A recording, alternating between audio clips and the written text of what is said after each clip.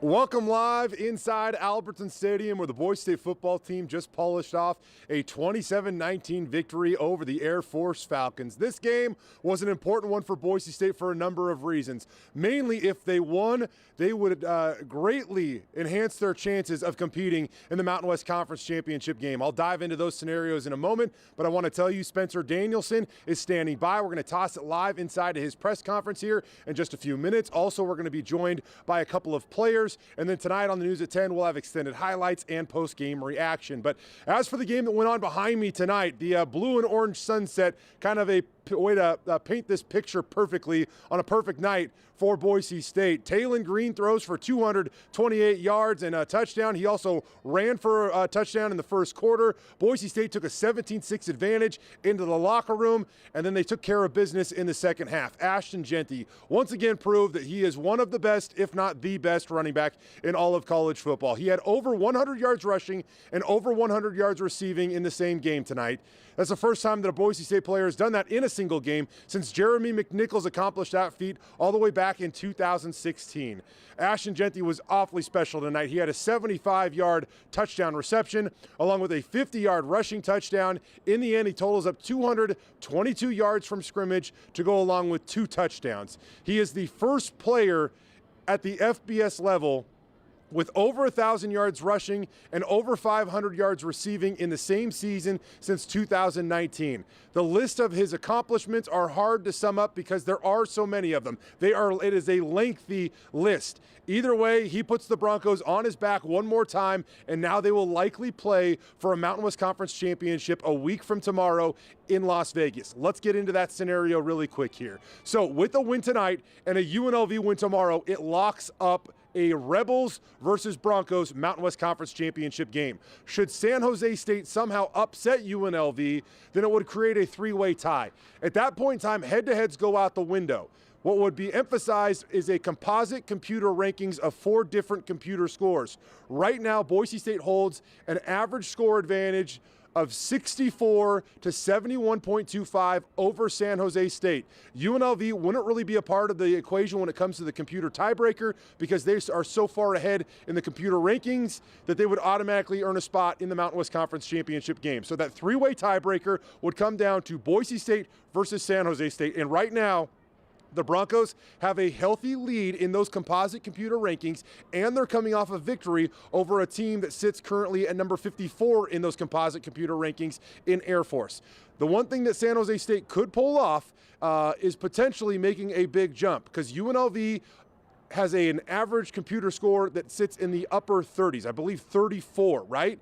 And so if they were to upset UNLV tomorrow, would it be enough to overtake that 7-spot gap that the Broncos currently hold over the San Jose State Spartans? Personally, it seems like that would be a long shot, but I can't say definitively that Boise State will play for a Mountain West Conference championship. It certainly seems like they have a great shot. If you had to put a percentage on it, it would probably be in the upper 90s, but not 100%. And so until that is solidified, we will all kind of wait on pins and needles to see if Boise State can win a Mountain West Conference championship or at least compete in the Mountain West Conference championship game. I remind you, the Broncos haven't won a title in this league since 2019. Despite all that has happened this season, a chaotic season could have an incredible ending, really a poetic ending. Spencer Danielson, since taking over this team, is now 2-0 as the interim head coach of the Boise State football team, right? That puts them at 7-5 on the season and currently in second place in the Mountain West Conference standings, which it seems would put them in line to compete for a Mountain West championship. The last time Boise State won a conference title and managed to win their bowl game was all the way back in 2017. In 2019, they won the conference, but the University of Washington blew them out in a bowl game. So we'll have to wait and see if they'll get a shot at what I would call their most significant season since 2017, winning a conference title, which is a main goal of the program, and potentially pulling off a bowl win. If Boise State were to go down and win a Mountain West Conference championship, then their season would shift to the LA Bowl. That game will be played on December 16th, one of the earlier bowl games of the cycle this season. They would play a Pac-12 opponent in that game. Boise State has not appeared in that game since the bowl game moved from Las Vegas to LA a few years ago. Recapping again, though, what happened on the field tonight behind me, it was a special evening. I personally felt like the Broncos were going to come out and play really well tonight, and they set the tone awfully early. They did so on offense, jumping out to an early double-digit lead with Taylon Green and Ashton Genty leading the way, and then the defense really came along with Alexander Tubner and Andrew Simpson leading the force. Right now, we are going to toss it inside because Spencer Danielson is about to address the media. Let's go on inside the Gene Blademeyer Football Complex and take a listen.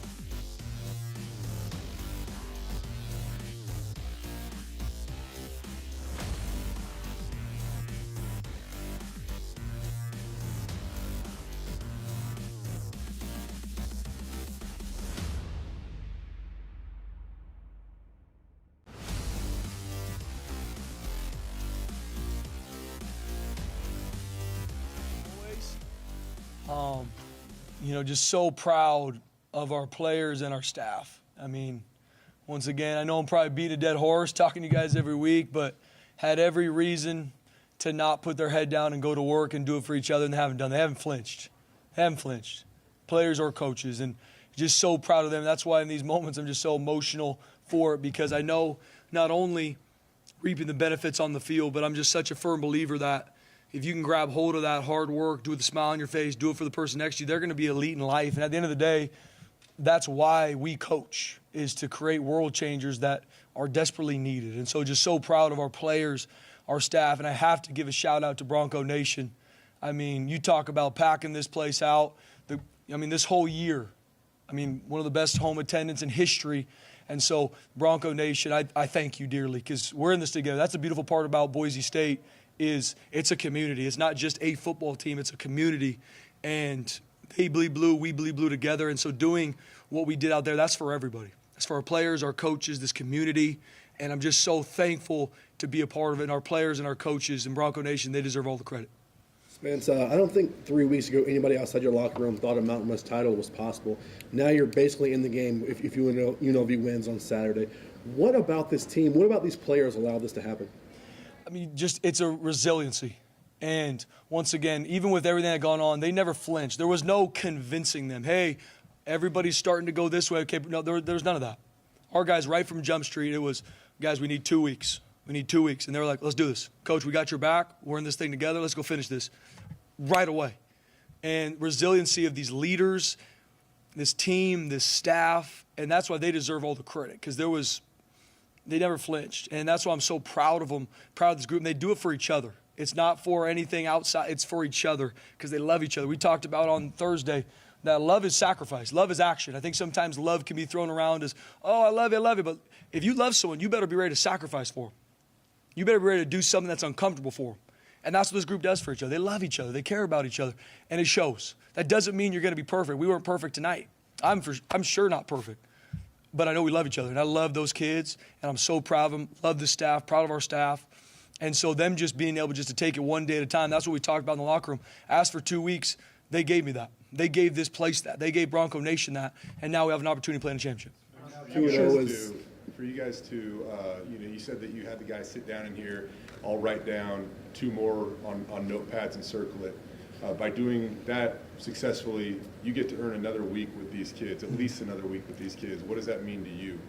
I'll probably start crying up here if I talk about that too much, Jay, just because these players have touched my heart, changed my life, and they impact me way more than I impact them. And I've told you guys that even the senior walk to start the game was emotional for me, because once again, my mind's going from recruiting process to who they were when they were 17 to who they are now. And then even fast forward in my mind to what they're going to do in life. And just so proud of this group.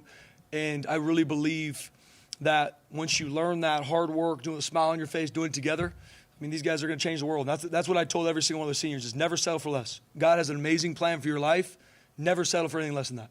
Be on the attack, do it with a smile on your face, and they're going to change the world. And so having another week with them, being able to be around them another week, I wouldn't trade that for the world. I'm sure what happens tomorrow won't change, how you feel about the last few weeks. But, just what are these next 24 hours, kind of waiting for that result, waiting to see what your Mountain West title chances are going to be? What's that going to be like, do you think? I'll be watching the game. I can promise you that. But at the end of the day, it's in God's hands. And I trust him. I trust that whatever happens is in his hands at this point. I'm proud of what we did. I'm proud of what our players did, what our staff did. Asked them for 2 weeks, and they did that. And at the end of the day, whatever happens after that, it's in God's hands. I know we'll be rooting for UNLV or however it turns out. But at the end of the day, just so proud of our players and staff. Spence, you're now 2-0 as the interim head coach. What have these last 2 weeks been like for you, and how much do you want this head coaching job now? No, great question. At the end of the day, it's all about these players for me. I'm focused on them, and we just won 2 games, and we have a potential to go play in a championship. So that's my number one focus. At the end of the day, it's been amazing because I'm around these players. That's what makes this job amazing, is these kids, this staff, this place. It has nothing to do with, I'm the head coach now, so that's why I like. No, it's another opportunity to impact these young men and them impact me. And at the end of the day, whatever happens after that, once again, I trust the Lord. I love these kids. I love this place. Very passionate about that, and that's my focus. We saw you crowd surfing in the locker room. What was that moment like? I was hoping they didn't drop me. I'll be like, no, at the end of the day, man, like I said, I'm probably beating a dead horse, but I get emotional because of how much I love these players. And my mind goes places because I think about what they've done for this place, and once again, what they've done for me, what they've done for my family. And so in those moments, seeing the smile on their face, all the work they put in, all the work that they put in to get to that point, seeing that joy in their face, that's what is just so rewarding for me. Have you ever crowd surfed, and did you think you'd ever crowd surf? Never crowd surfed. Not really my style. I don't know if I'd ever try to do it again on purpose. I can promise you that. But no, that's this group. They're just an amazing group of young men. Once again, hats off to them. They deserve all the credit. Our coaching staff deserves all the credit. Never flinched. They deserve this. Your defense in the fourth quarter. You get the sack from Simpson, Feely with the forced fumble, Canillo seals it. What can you say about your defense standing tall there at the end? No, so proud of them. So proud of our defensive staff, our players, and especially playing against the triple option attack. Just so much respect for what they do. They have answers for everything you do. They put you in conflict every single play. And so proud of our guys. Obviously some things we didn't fit right to start the second half. Responding in it, getting them down, getting us a shot, staying in the fight, continuing to swing. I'm proud of our players for that and our coaches, and we made some good adjustments. But more, at the end of the day, just proud of our guys finishing the game the way they did. They deserve it. 8 straight games now with a sack, the longest in the nation. What can you say about that guy? He just finds a way to the quarterback, A guy that adores his teammates and will do anything for his teammates. He deserves all the recognition he's getting right now.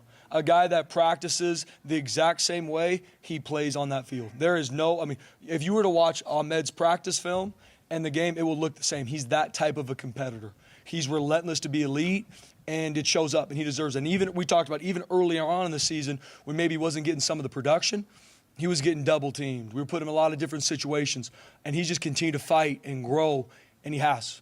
And he deserves all the recognition he's getting now because his best football is in front of him. Andrew Simpson, another one. Got banged up earlier on the year, kept fighting, working to get healthy, and he's worked to take over games these past 4 or 5 weeks, and he's done a great job with it, even with a broken hand. Ashton had 100 yards rushing, 100 yards receiving. Only the 6th time this has happened in program history. We've seen him do a lot this year, but does he still surprise you with, when he does something new? No question.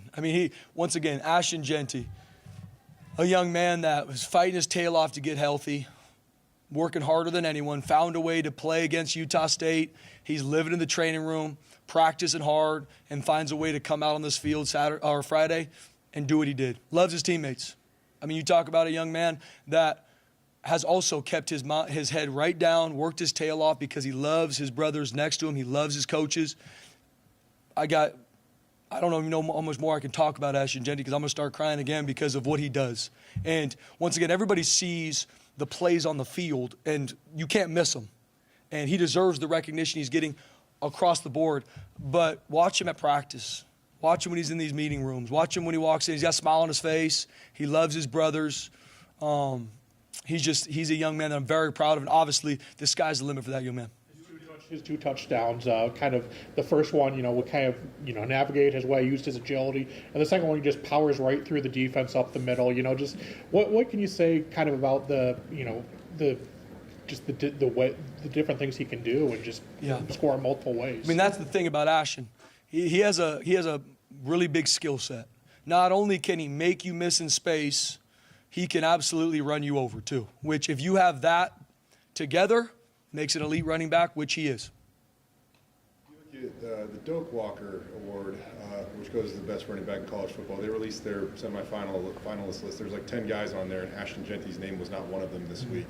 I don't even feel like I can ask if he's one of the 10 best. Is he the best running back in college football? I watch a lot of tailbacks. I watch Ashton Genty every day. Absolutely he is. He deserves to be on that list. I don't know why he's not. He missed 2.5 games, but the production he has, he's leading all college football in yards from scrimmage. Why he's not on that list, I can't answer that, but he deserves to be on there, without question. Talon responded really well from a couple turnovers, especially the one in the first half. He threw a pick, but then led the team right back down there in that first half. Mm-hmm. What can you say about the resiliency of that kid just coming back, So proud of Talon. And once again, this season has not gone exactly the way Talon's wanted it to go. But once again, a guy that comes to practice every day, walks in the meeting room with a smile on his face. Coach Hampton's done a great job with him, working with him, growing him, and he has. And not only that, he's grown in how he's leading this team too. And he's doing it with a smile on his face. He's doing it the right way. A guy that continually works to get better every single week. And so seeing him come back from a couple turnovers and continue to lead his team, make big-time throws, step up in the pocket, so proud of him. So proud of our offensive staff. Our offensive line did a great job again tonight. So just proud of the plan we put together and obviously made the plays when we needed to. The defense. And, I feel like early in the season you guys kind of lacked like game-changing type of plays. And now Andrew's got 13 tackles for loss in the last 6 games. Ahmed's had a sack in 8 straight games. Braxton Philly has 3 forced fumbles in the last 2 games. What is allowing this type of big game-changing play type production from these guys all of a sudden? These guys are on the attack, and I can take zero credit for it. It's not, well, we changed this play call and we're doing this. We're obviously making adjustments when we need to, and we're making sure we're putting them in the right spot. But these guys are practicing with a certain mentality, and then when it goes to game time, they're on the attack. And when you do that consistently, the production is right there, and they've done that together. Once again, even at this point in the season, he's week 12. These guys are banged up. I mean, Ahmed's got tape on every joint of his body. Drew's got a broken hand. Still practicing, still working at it, doing it together, doing it for their brother next to him. And the production is a byproduct of the work they put in, and that's why the recognition they're getting, they deserve it. Those kids deserve it. They're on the attack, and they're both of them the best footballs in front of them. How key was Alexander Tubner's performance against the triple option tonight? Huge. I mean, at the end of the day, facing a triple option attack, all 11 have to be absolutely on point with my eyes, my keys, my reads, my fits, because they will find a way to exploit all 11 defensive players. Got a lot of respect to what they do offensively.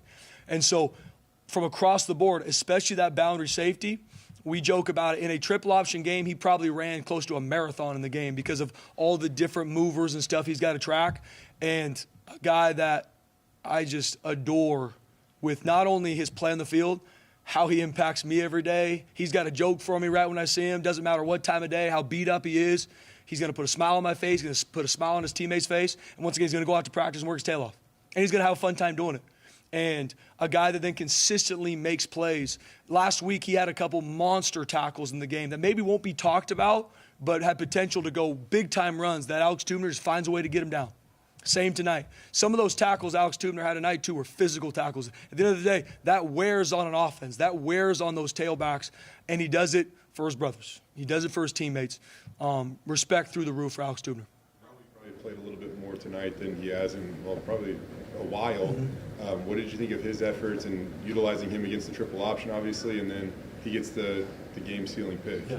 So proud of Noe. I mean, we have used him in a lot of different spots this year. He's an extremely smart football player, savvy, and another guy that just comes to work with a smile on his face. I mean, at this point in the season, he's played really 3 different positions, and he's done it at a high level. And being able to come out, play against a triple option team, and they're in conflict a ton on the perimeter. The corner position, because not only are they dealing with them maybe just blowing the doors off and having to deal with deep shots, they're the first one to fit. And he did a great job tonight. So proud of what Coach Warren's done with that group. It was a big-time week for him, and they showed up. And I couldn't be happier that it was Noe at the end of the game that sealed it. Probably hard to do so when you're coaching a close game, but did you get a chance to take in the atmosphere, and if so, what was that like for you? Definitely not till that clock ticked 0. But then, I mean, once again, just our players, our staff, just overwhelming. The hugs, Coach, I love you. I mean, it touched my heart in so many ways just because I feel the exact same about them. And definitely after all of it, took a couple minutes, took a knee on the field, and I just said, thank you, Jesus. And at the end of the day, I give him all the glory. I give all the credit to these players, this staff, and so I was able to take a few moments on the field.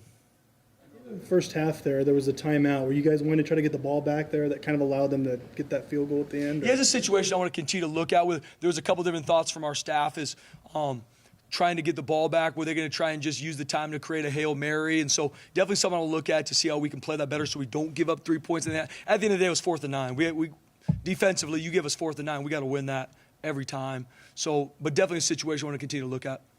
Been more confident in a player than when you sent Jonah Dalmas on the field. I mean, he just lights out. Lights out. I mean, when he goes out there in the field, I'm fired up. I love his mojo. I love who he is, and so proud of that young man. So proud. And our team feels the same way too. When he goes out in the field, it's like it's money time. I mean, go do your thing, Jonah. And he goes out there, locked and loaded, bangs it, and he got me fired up tonight too. It was awesome. My kickers, James Ferguson Reynolds. Apparently his new walkout song, by the way. I don't know if you heard that or not. I didn't. I'm curious now. Yeah. But that 70-yard punt. I mean, to snap it at your guys 23 and end up at the Air Force 7. Jay, and you guys all know, football is a game of momentum, right? As a coach, you're working your tail off to either A, keep it going, or B, if it's not going in your favor, we got to find a way to flip this. That's just sports in general. And so a play like that, not only is it a huge field position swing in a game where you need every yard, but the momentum gets the crowd back into it, gets them roaring. It's a huge play in the game. And he's done it consistently all year, and especially against an Air Force punt return team that's been really, really good. Blocked a bunch of punts. So Coach Warren, our staffs, did a really good job. That was a huge point of emphasis this week is not only obviously the distance, but just getting it off. So proud of James and that whole unit. I remember you saying last week that you wanted to spend a little bit more time with the players, so you might maybe delegated some of your normal defensive coordinator responsibilities to other guys. Yeah. Did you repeat that process again this week, Spencer? And then what is it about your process that has allowed you guys to establish maybe some of the consistency that, we heard this team, lacked consistently earlier on in the year? Yeah. I mean, hats off to our staff. My number one focus every single day is all about our players. After practice, spending more time with them, loving on them, checking on them if there's anything we can do better, because that's why I am here. It is for them. It is not just about football. And so I tell our staff, like, hey, guys, I will get in there to watch practice when I get in there, and they do a great job right when I walk in, give me updates, hey, this is something we got to look at. This is a fit that might not be what we want. And our whole defensive staff has done a great job, not only from practice review to game planning, but hats off to them. Because like I said, they've taken a ton on their shoulders, so I give them all the credit. I said earlier on that, you'll watch the game tomorrow and stuff like that with UNLV and San Jose State, but I mean, do you even wait to that, or is the message like we're in the title game until we're not, or like? There's no question. Before I leave, I'm downloading UNLV film. I can promise you that, and that's the same way our coaches are. I said we're playing in that game, and we did everything we should have these past 2 weeks, and that's happening. So let's go get ready to go to work. How is that game different? It's been a little while since you guys have won it. You've played in a few of them, but how is that game different? At the end of the day, you come to Boise State to win championships. It's right above me. And that's why these players have come here. That's why these coaches have come here. And there's obviously a lot more that goes into it. We're judged off 12 nights a year that hopefully turns into 13 and 14. But at the end of the day, football-wise, that's why you come. And that's what I told them. That's why they came to Boise State. It wasn't for other reasons. It's for that. So at the end of the day, being able to work our tail off to get an opportunity to come back to that game, that's why they came here. And at the end of the day, I'm so excited for our team to work their tail off to be able to play in that game, and we'll be ready. Could you have ever envisioned this just 3 weeks ago? I mean, could you ever, getting the crowd surfing, probably going to play in a Mountain West Championship? Could you ever envision this, Spencer, at all? And just, man.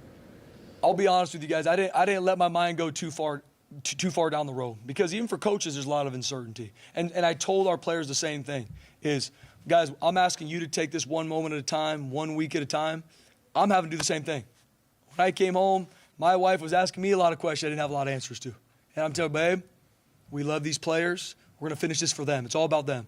And they've been extremely supportive. And so that's it. I haven't tried to look forward too much, but I do know, and I'm a firm believer, you handle one moment at a time, you handle one day at a time. The results are a byproduct of that. These 2 wins are a byproduct of our players and our staff taking it one moment at a time, one practice at a time, one day at a time, and then little by little, here we are 2-0 and got a shot to go play in a championship. I got one more, is that okay? And it's, He gets it good. It's about recruiting. I know it's a delicate topic. I don't know if maybe it's happened, but you guys have also landed a couple of verbal commits, at least on social media, that's what it appears, while you have the interim tag. How is that happening? Guys, I'll be honest with you. These young men call our staff, call me and say, Coach, I'm watching what's going on. I want to be a part of it. Family, same way. Coach, we want to be a part of it. We believe in what you guys are doing. We're in. And I said, come on, let's roll. Because these are young men that we've obviously been recruiting, we've known about, that we know fit this place, that fit this culture, that fit this community. And them being all in, even with this uncertainty, they belong here. And so I said, let's go. Let's go to work. And it's been exciting. Got a couple more coming too, hopefully. Anything else? All right, thank you all. I appreciate you guys a ton. God bless you guys. Have a good Saturday.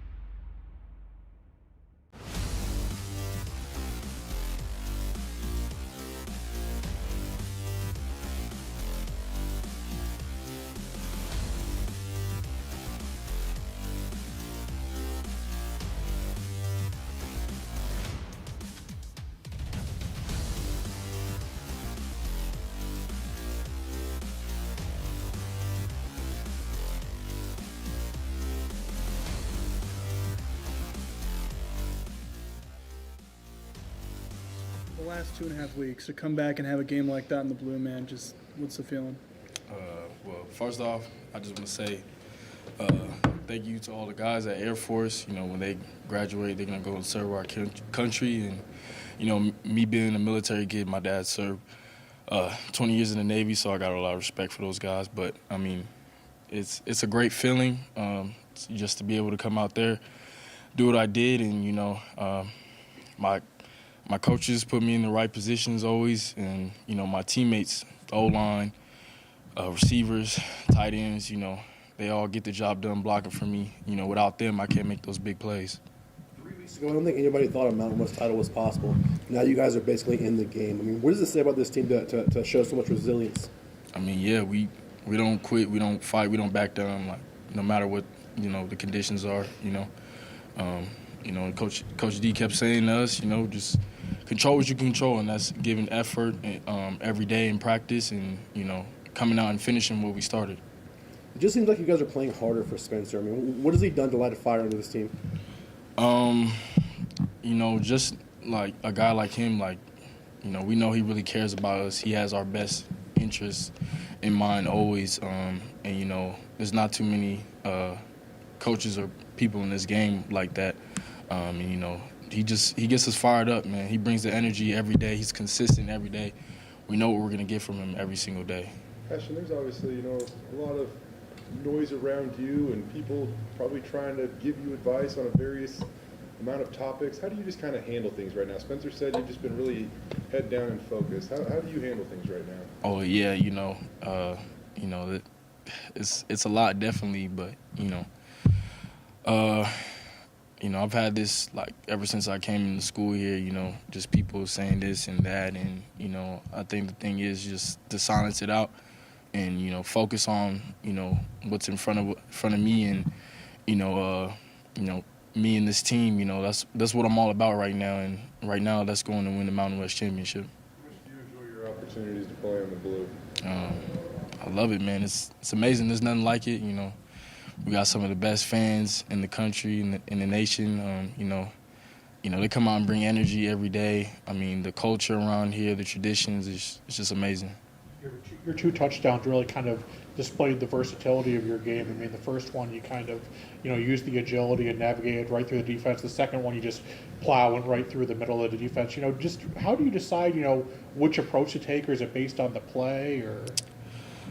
Yeah, I think it's a little bit of based on the play. How much space I have. Like first one being a screen pass.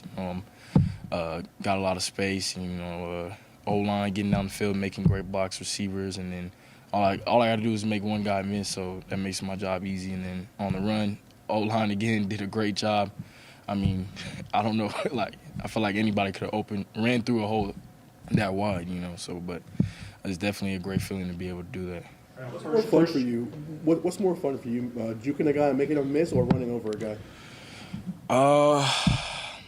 I'll say running over a guy because just like mentally, like that gets at other players that you physically dominated them. What was your favorite touchdown between the two? They were both pretty spectacular. I'll probably say the screen pass. It's crazy. Riley Smith, our tight end, he said right before this, he said we're gonna go score a touchdown right here, right now, and we went and scored a touchdown. So it was just crazy. And when we got back on the sideline, he was like, "Hey, I told you." Like, it was crazy.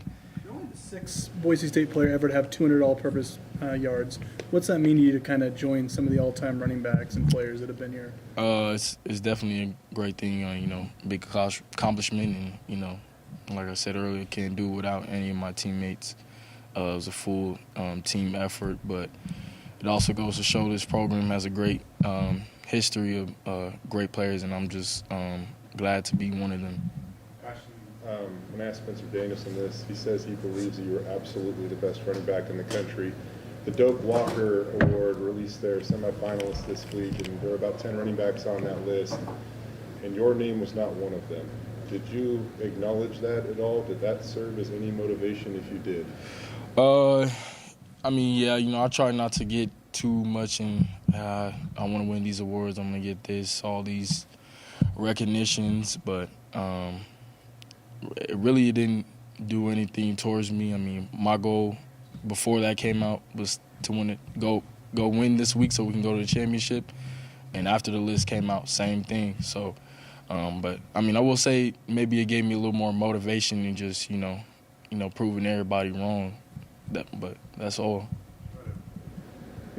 With regards to your championship goals you just talked about, you guys kind of have to play a waiting game now to find out if you are in that title game. What's this next day or two going to be like? Just kind of, is there going to be kind of anxiousness there? Or? I mean, just like before when we, 2 weeks ago when we thought we had no chance of playing in the Mountain West Championship, but all we did was keep our head down and, like I said, control what we can control, and if the things fall in the right place for us to play in the championship, which I believe it will, then that's what will happen. Spencer said that he's, ever since taking over as the interim, that he's tried to spend more time around the players. Have you noticed that? And what is it about the way that you guys have started to prepare that has allowed you to really start to establish a consistency that maybe wasn't quite there as a whole team early in the year? Yeah, I think it's just. He definitely, every morning he's downstairs in the training room, greeting guys, bringing energy, locker room, weight room. My guys are eating breakfast. And I think when everybody, just comes together over with the head coach, one guy, you see the effect one guy has on the whole team, which then again brings us all together. And like it's a team sport. When we play together, nobody can stop us. Say about Taylon's resiliency, like I thought, he threw that pick, but he came back and led you guys on the scoring drive. What can you say about Taylon just continuing to just bounce back no matter what's thrown at him? I mean, I'm not surprised. I mean, this whole year has been a crazy year for him, but he gives me motivation, to go through all that he's been through this year and keep pushing every week. And, he takes advantage of every opportunity he throws his way, and he doesn't let the mistakes hold him back. He just keeps going. You've been a guy that's provided a lot of explosive plays on offense. Now your defense is really coming along. I mean, Ahmed's got a sack in the last 8 games. Braxton's forced 3 fumbles in the last 2 games. Andrew Simpson has 13 tackles for loss in the last 6 games. How much does that help you guys? Do you recognize that motivation, those big plays? Is that infectious? Oh yeah, definitely. I mean, not just me, but a lot of guys on the offense. We're motivating them. We're trying to get the crowd going on third downs, all different types of things. And when those guys make big plays, I'm one of the first guys over there to go and level them up because they get us the ball back. That's what we need. We need a defense that gets stops and turnovers. And every time I told them go get us the ball back. You get us the ball back, we're gonna win this game. But it's just amazing what those guys have been able to do and really get things turned around for us. How hard were the missing 2.5 games? Like, how hard was it to just not be out there with your brothers? Like, how hard was that for you, man? Yeah, the hardest thing for me wasn't even not being able to. Well, I would say not me personally being able to play. It's just to be able to travel with the team. Hotels, just being with the guys, man. We're not gonna remember, I had 100 rushing this game. No, we're gonna remember all the memories that we made outside of even on the field, and that was the hardest thing to get through. I ran into your mom tonight, yeah, and she was very proud. The first thing she goes, "My son's Ashton."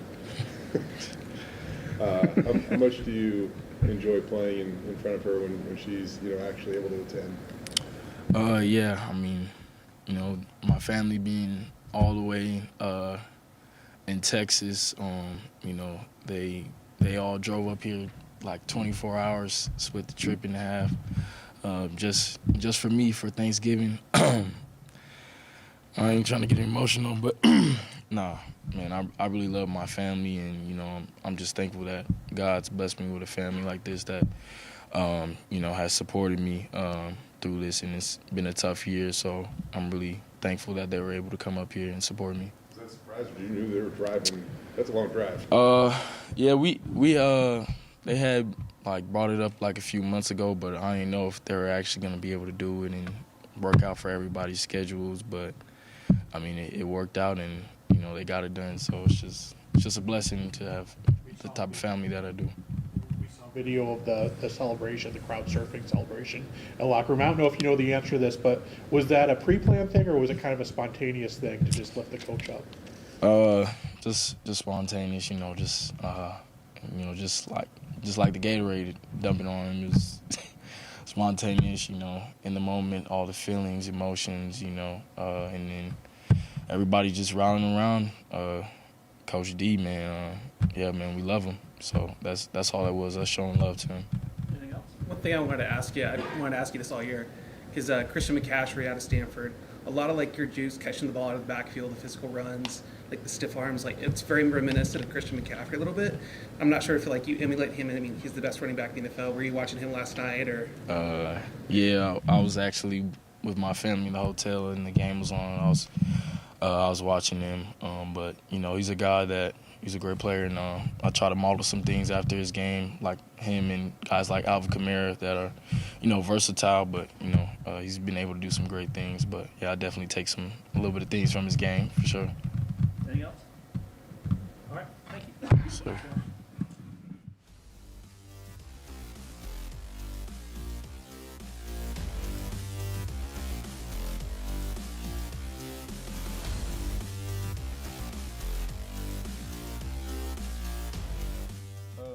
First off, I just want to say, shout out to, Air Force. They played hard. They're a hard-fought team. We knew they were going to come out and give us, a challenging game, and they did. But more so, they just they're going to serve our country after their careers and stuff. So, we appreciate them for that and thank them for everything they're going to do in the future. So.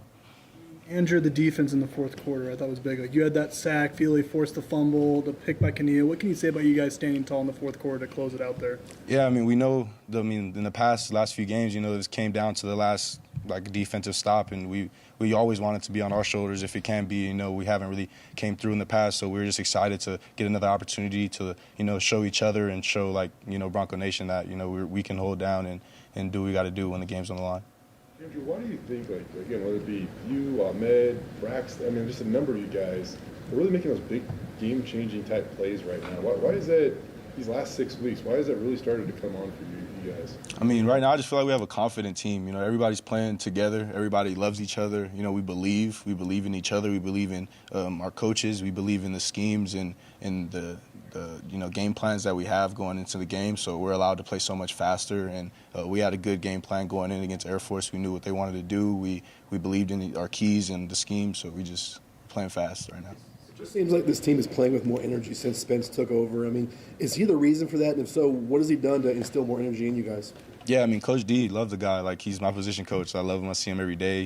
Been with him the last 3 years every day, So I believe in him. All the guys do as well. We're rallying around Coach D. And to start the year, we knew we had the team. We knew we had the guys to go out and do something special. And we're just happy that we're finally getting to get some of those benefits. Spencer said that love is an action.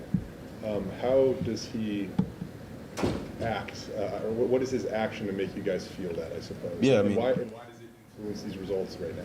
He's consistent. He's real. He keeps it real with everybody, whether it's a good or bad thing. He's going to tell you exactly what you need to hear. And he's a loving guy. He has daughters, so we are his sons in theory. So he really treats us like family. He really emphasizes, just doing everything for each other, doing everything for the guy to the left and right of you, and then it'll come, and doing everything for God as well. He's a God-fearing man, and we all believe in that, and we fight for what we believe in, and we believe in Coach D. So. I know that you spent a lot of time with him this year, but you said that he's kind of taken a step back from maybe some of his duties as a DC and delegated those so he could spend more time with the players. How have you seen that? Yeah, he's our position coach still, and he's put in a lot of work throughout all the team, offense, defense, but he put that along on the linebackers and me and DJ, just picking up, just linebacker room, leading by example. We knew we had to take a step, just being more of just kind of a coach on the field, so we did that, and we're confident right now. With DJ's final game on the blue today, how much has he meant to you in your time at Boise State? And how good did it feel to send him off with a win? Yeah, that's my brother for life. You know, day one I walked in here, he took me under his wing. Like you guys know, he wasn't really like getting too many reps, or nobody really knew too much about him. But that didn't change his relationship with me. I don't know if he saw like us playing together in the future or something, but you know, he's just a good dude, and I'm proud of just how he's been leading us. He's been battling through tons of adversity throughout the year, and going through the season, I told him we were going to get him a championship, and he told me I know, so we're about to go do it. You guys have taken care of the business you needed to. Now you kind of wait to see what happens in that San Jose State UNLV game tomorrow. Are the feelings right now kind of more, you know, good that you got the job done, or are they kind of more anxious and waiting to see what happens? I mean, we're confident in us going to the game, but we've seen a lot of crazy stuff happening in the Mountain West, especially this year, in college football in general. So, you know, we're just waiting to see the results play out, and when we do play and we do have a game, we're going to come out ready. Did you believe this was possible? And what does it say about this team that you guys are here? Yeah, I mean, we believe since day one we can be in this position. There's a lot of stuff that's happened, you know, not good for us, but if we're here now, then we're confident that everything that happens for a reason. We're firm believers in that, and we're happy we're here. But it's not to say that we didn't believe we would get here. We did. So. Feel like something special is happening. I mean, just for you guys to get these 2 wins, the way you've done it, even some of the help that you've gotten, like New Mexico beating Fresno and Air Force at the time losing at Hawaii. I mean, the odds of both of those happening were like massive long shots, and they both happened. Yeah. Does it feel like something, you know, destiny, or I don't know? I mean, it's something special. It's something that, you know, we're happy about, but Coach D told us, like, it can be a cool story or we can put it to place. Like, we're the dudes who are going to make it happen, and if we keep playing well and doing our part, and that, I mean, we can only control what we can control. So if we keep playing well and just keep believing in each other, we'll be in a good position. What can you say about what Ashton did tonight? Yeah, Ashton's, I mean, he's a dog. I've played against him every day for 2 years. You know, I feel like every game I go out, I mean, I already seen the best back I'm going to see that week. So Ashton gives us a ton of confidence in him. We know he's going to bring it every single game, and he was nicked up a little bit, but we're just so happy to see him back and doing what he does best. He has to sidestep this question a little bit, but again, Doak Walker, best running backs in America, their semifinalist list was released and Ashton wasn't on there. Do you disagree with that? I mean, our entire defense was looking at it like there's not 20 running backs in the country better than Ashton Jensen. We believe that. We know that. I mean, we've seen that every day through spring, through fall. So, and we've seen it during season as well. Like, he's just, his numbers speak for itself. His character speaks for itself. He will never tell you that. He's the humblest dude I've met, but he definitely should be on that list. Ahmed, 8 straight games with a sack, longest in the nation right now. What can you say about that guy? Yeah, Ahmed, I mean, since the beginning, you know, he's been fighting to just get a spot and do his job. And, you know, he probably took the biggest leap from freshman year until now, because, like, just the language barrier and just being from Egypt and everything. So seeing all his hard work and everything that he's done every single day, you know, come to fruition, it's special. Tonight, and I mean, he was all over, you know, chasing the motion guy and everything. What did you think of his effort? And just a guy that kind of brings his lunch pail every day, it seems like. I mean, Tubes, he's a close friend of mine. You know, he's in the boundary with me every day, and we're communicating. We watch film together. You know, he's just dialed. He works hard. He cares about this program, cares about his teammates. And, like, even after a win like that, we're in the locker room, and he's talking to me about how we could have did just this one play better, and we probably would have got a turnover. Or he should have had this pick, or if we would have checked it, I probably would have went and made a play. So, you know, he's just always trying to continuously get better, like, every single day, and that helps his team. Physical presence mean to this team? I mean, he's had a lot of big hits, and it's hard to overlook his physicality these last few weeks. I mean, he's fearless. You know, he's gonna try and make the play, and he's gonna make it most of the time. And if he doesn't, he's gonna come back and come even harder. He's not a guy that's gonna ever shy away from any contact, as we know, or any moment. So we're just happy that he's on our team, and we're happy that we have a fearless dude on our team, and he instills that within all 11. If we're all playing like that, we're a scary defense. How hard is it going to be to wait around this weekend to get the official word, you know? I mean, we're going to watch the games for sure. We're going to be happy that we handled our part of the puzzle. We're just going to say some prayers and just believe in whatever comes forward. Is the team going to watch the whole game together? Are you guys planning on watching and rooting for UNLV, I'm assuming? Or? I'm not sure yet, but I'm sure that we're going to be locked into the results, and we're going to be ready to come to practice tomorrow and even Monday and just do what we got to do. You come into this room every day and you got to stare at this thing up here, right? Yeah. So what would it mean to you play for a Mountain West championship? Yeah, I mean, it means everything. You know, this is why we came to Boise State, to win championships. It hasn't really gone our way the past few, but we stare at that every day and we believe every day. Even after the tough ones, we believed, and we're just happy to see that our goal is still like right there in front of us, and we're going to do everything in power to capture that for the country, for our team, and for what we got to do for going forward. So. Anything else? One more about Talon. I thought Talon showed a lot of resiliency tonight. Throws a pick. What can you say about the kid? He just bounced back. You know, Yeah. just led you on a touchdown drive. Yeah, that's 10. I mean, that's my close friend. You know, we spend a lot of time together. We talked about all these moments that are coming for us. He's went through a lot of adversity this year within himself, and we're happy to see him, you know, just playing well, doing what he has to do to help his team win. And I'm just excited for, you know, what's in store going forward. Your hand. How many times a week you gotta club that thing up, or is it your right hand? Yeah, it's my right hand. Okay, so it's obviously bare right now or whatever, but like how many times, club that thing up to practice or what? Yeah, I mean, I heard it Fresno. I've tried my best not to club it during practice, but they're gonna pretty much make me club it, and so I can practice hard and, you know, practice how I'm gonna play in the game. But I gotta club it up often, and hopefully this is my last week, but we don't know going forward. So it's been tough playing with it, but I've gotten used to it, which is kind of weird. But yeah, I just hope to get it off soon. Anything else? Thank you, guys. Thank you all. Thanks.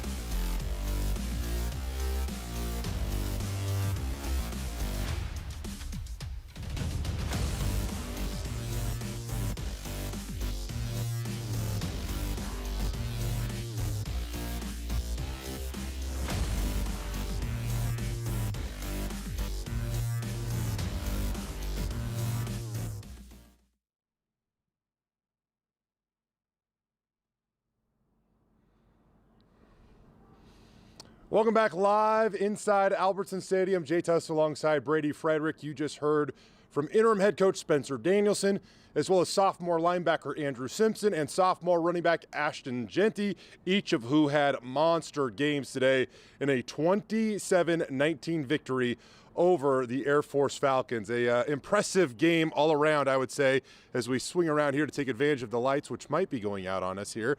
But we're going to get through it. Either way, an impressive game by them, and you can't help but notice the energy and enthusiasm right now, and it is inspired by Spencer Danielson, the interim head coach. Yeah, I mean, as they mentioned during the press conference, we just saw a video from DeAndre Cooper, Spencer Danielson crowd surfing in the post-game celebration in the locker room. I mean, it's been clear to see the entire way. They're so excited about what this guy is meant to this program and these guys, but they continue to raise the bar. Yeah, it's not only present players, but it's past players.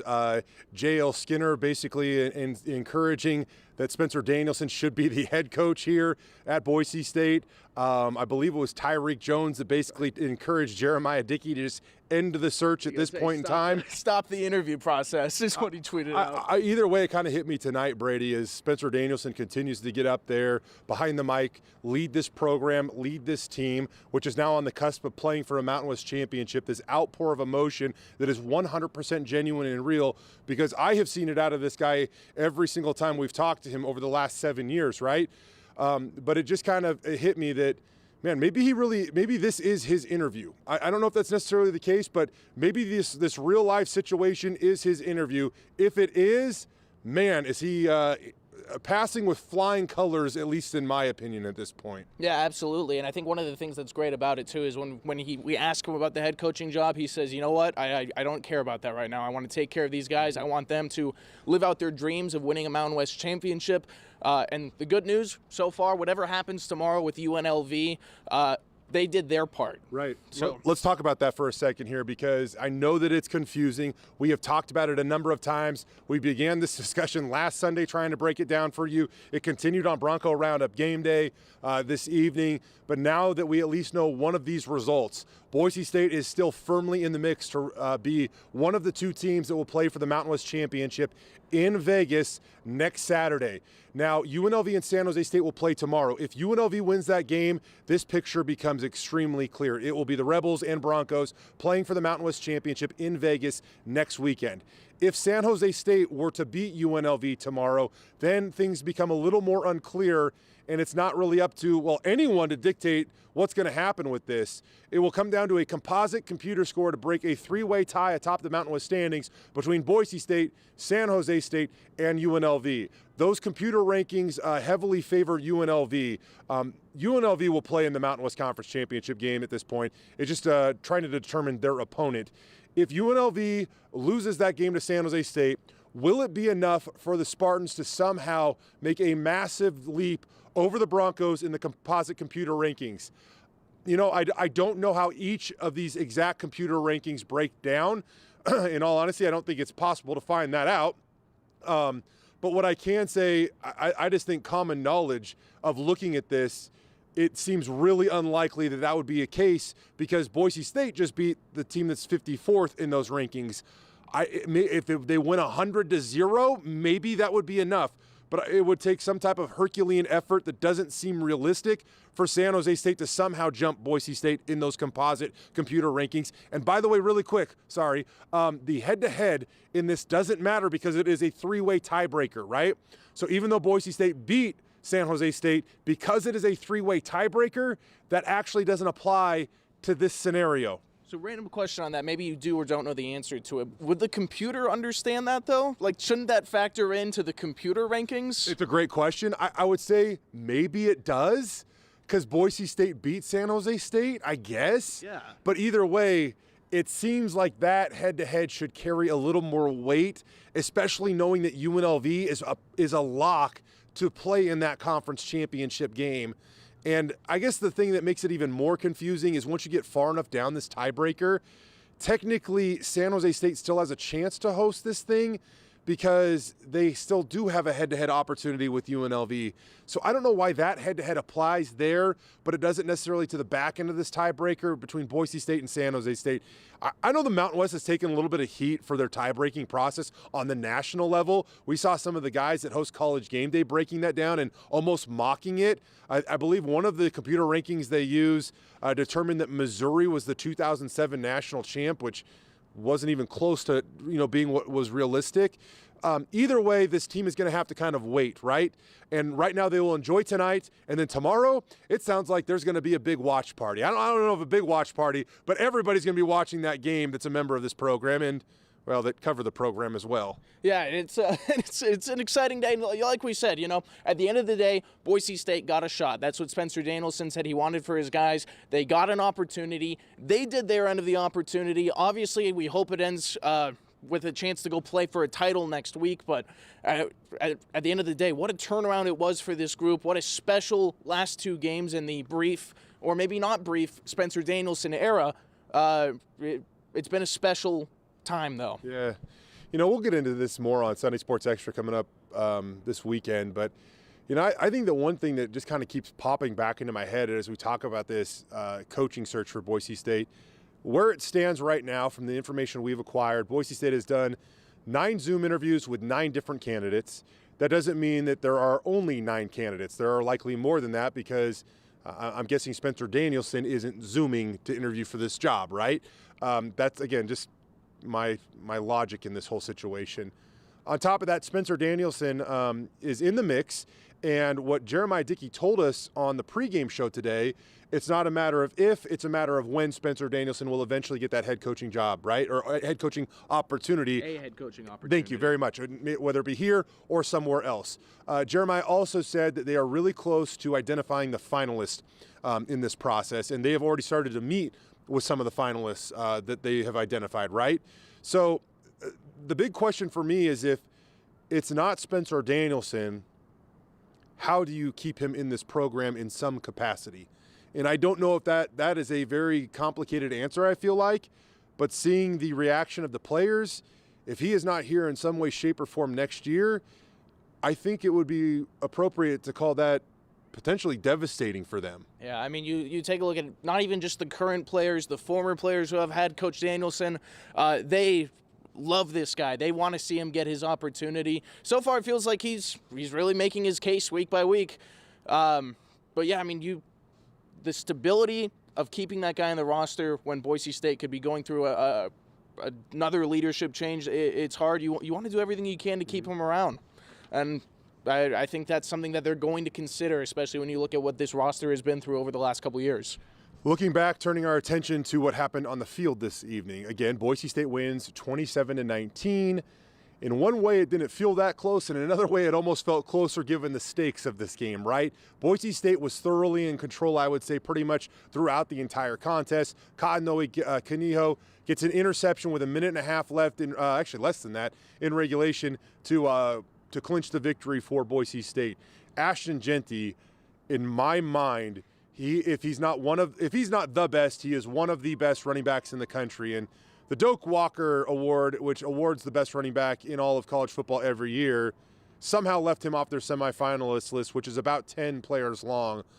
After watching them tonight, that seems absolutely absurd. I don't know if I have ever had more frustration or have been more agitated by a player ever getting left off anything here at Boise State than I am Ashton Jeanty getting left off the Doak Walker Award semifinalist list. You know, you're focused on the Doak Walker Award semifinalist list, and you should be, but I mean, a lot of people are making the argument he got left off the Heisman rankings and things like that. For the record, over 100 receiving yards, over 100 rushing yards today. Only 6 Boise State players in history have done that. The last one was Jeremy McNichols, a pretty talented guy. Yeah. So look out for that. That's going to be a Scott Slant trivia question down the road 5 or 10 years from now. But the year was 2016 too, so we know Tom tries to trick you. Not going to trick you this time, right, Brady? No, I'm undefeated in Scott Slant trivia.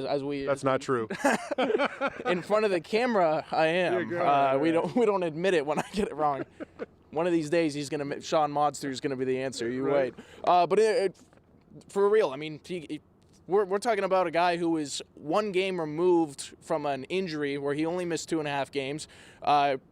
Playing extremely explosive, completely changing the game with, I mean, a 75-yard receiving touchdown. That's pretty crazy. Follow it up a little bit later with a 50-yard rushing touchdown. I mean, the guy is special. Yeah, I agree with you. And, I mean, you look at the fact that he has over 1,000 yards rushing, over 500 receiving on the season. The last time an FBS player accomplished that was 2019. You already brought up the fact he did something that hasn't been done in this program's history since 2016 when it came to a single game accomplishment. The kid just continues to blow me away, and the plays that he made today were superhuman. The average person, the average player is just not making those plays, but Ashton Jeanty is special. And so, and those stats, by the way, missing 2.5 games. I mean, imagine how much he could have racked it up if he was fully healthy this entire year, but he's had to deal with adversity, and he's been able to respond. Yeah, he admitted that maybe that getting left off that list kind of motivated him at least a little bit tonight. I think the greater motivation was the fact that his family made the 24-hour trek from Texas in order to not only just be at this game, but to spend Thanksgiving with Ashton. And when he was kind of talking about that, revealing some of those details during the post-game press conference, we finally got him. I mean, Air Force couldn't tackle him. We finally almost corralled him there where he started to get choked up a little bit, and then he downshifted, and, you know, like he's so elusive, he was able to evade those tears. But I thought that was a pretty cool moment, and I did see his mom in the elevator going up to the Stuckel Sky Center today, and she was so happy, and I could tell by the fact that they were sporting a lot of Ashton Jeanty apparel that was his mom, but she looked at me and smiled, and she goes, "Ashton's my boy," and I just thought that was just so freaking cute. She's so proud of her son, and now they get to potentially play in a Mountain West Conference championship game. The other guys that really stand out to me in this contest on the defensive side of the ball, Alexander Tubner, I believe it was a season-high 12 tackles. Might have been a career high. I think you're just shy of a career high for tackles in a single game. Either way, a season-high 12 tackles. A guy that ran all over the night chasing Air Force's motion man on offense. And then Andrew Simpson, he continues. A couple of weeks ago, DJ Schramm told me that he believes Andrew Simpson is going to be the Defensive Player of the Year in the Mountain West one year. I believe him after watching not only tonight, but these last 6 games. Yeah, it's been real impressive. You know, another note on Tubner, it's not just that he had all those tackles. They were vicious tackles. He is one of the guys who really plays with such a chip on his shoulder and takes it out on the other team. I mean, I would be terrified to try to advance the ball against that guy.